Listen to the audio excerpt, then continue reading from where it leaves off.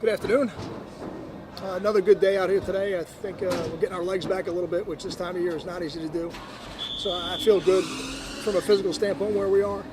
And on Sunday we'll start the actual game prep. We'll do some lifting tomorrow morning and some running and that kind of stuff. And then the players will be off on Saturday. Questions? When you get back to practice on Sunday, how healthy do you expect to be in general terms? Because obviously a lot of guys are sitting out now and getting. Sure. I think we'll be healthier than we started the week, healthier than we were after the last game.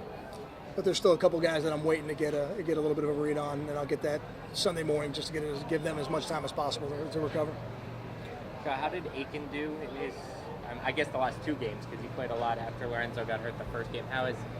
What's your assessment of Jonathan then? I would think I would comment more on the most recent game where he had the whole practice week and took his starters reps, and I thought he played a good game. A very consistent game.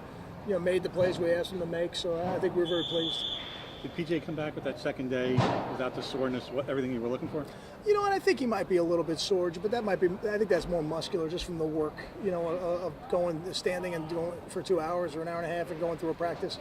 But he ran around today great. I thought he loosened up quick. I thought he looked good. And we'll see how he feels tomorrow, but I have no reason to believe that he won't be ready to go Sunday night when we come back. If you didn't know, could you tell right now that he was injured? No, I don't think so. And I've been looking for that. You always, when a guy comes back from a lower body injury, you want to see, is he favoring anything, or is there any noticeable change in his gait? And it does not appear to be. How do you think Antoine's line through this year? It's obviously been difficult for him in a lot of ways. Have you seen been affected by it at all? Yeah, I think Antoine's had some physical issues with his ankles being a problem for him so far, and then the loss of his grandmother certainly weighs heavily on anybody. He grew up in the house with his grandmother. His grandmother is like his mother, when he was raised. But I think he's fought through all those things, and he's found a way to help us win. And I think you get to the last third of your season, and you need your fourth and fifth year players to play their best football. And he's out here practicing well this week, so I'm hoping he can do that for us. How valuable is a guy like Horn when you move Ruhan to a cornerback to just put him right back into the slot somewhere he's comfortable in? Karan, you're saying? Yeah, very valuable. Karan's been like that really for 3 years now.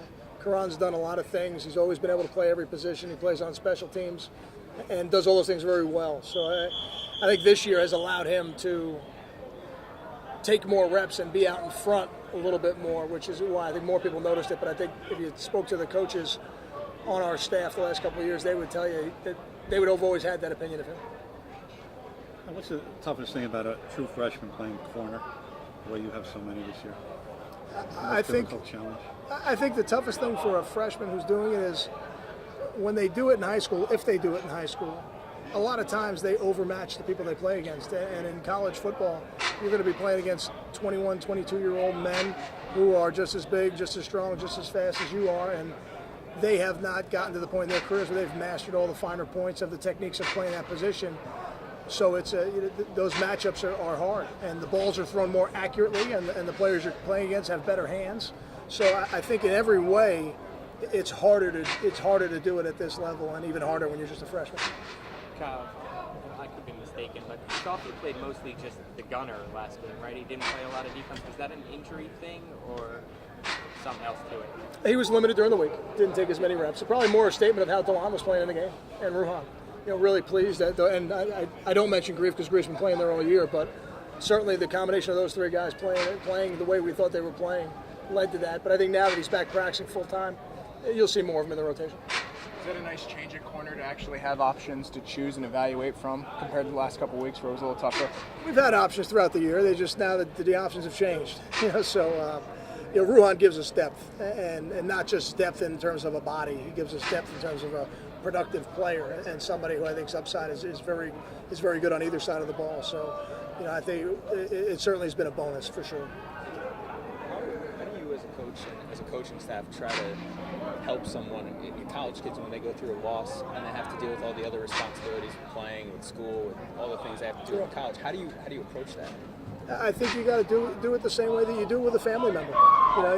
You try to be as understanding of their feelings as you possibly can, and as supportive of all the things that they have to do in order to feel at peace with what has happened. And for every player, that's different. For somebody like Antoine, he felt he needed time to go down to Florida, so we allotted him that time.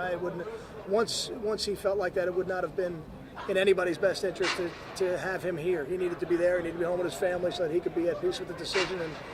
And I think once that happens, you try to be as supportive afterwards, knowing that there's always going to be more emotion, after the fact, whether it's the day after or a week after.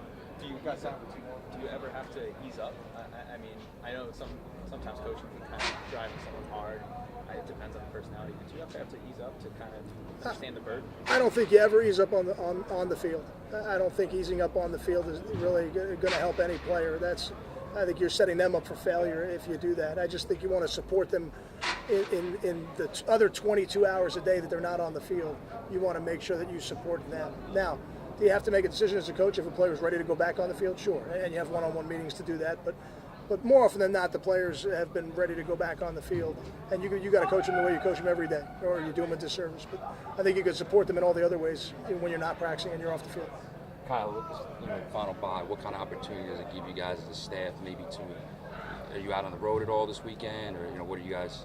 Sure, yeah, we've been out a little bit already this week, and we'll be out again this weekend to see some of the games, and a great opportunity for us. Certainly want to take advantage of every evaluation that we can. And I think other than having them on your campus live to play, this is probably the second best thing that happens, where you can actually go out there and watch them play live and in their environment. And it's definitely fun for us. We enjoy being out at the high school games. Thank you. Thank you.